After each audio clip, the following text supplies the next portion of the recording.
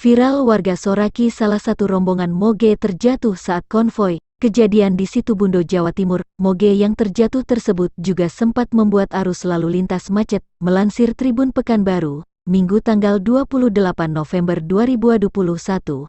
Akibat peristiwa itu, ada warga yang berada di lokasi sekitar menertawai bahkan menyoraki rombongan moge tersebut. Terdengar juga dalam video, seorang warga meneriaki rombongan itu dengan kata tak senonoh. Video yang diunggah akun TikTok @faisal_emil viral dan mendapat berbagai komentar.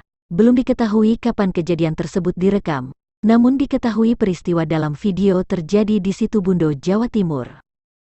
Crash bro. Orang kaya nih bos, orang kaya. Crash bro.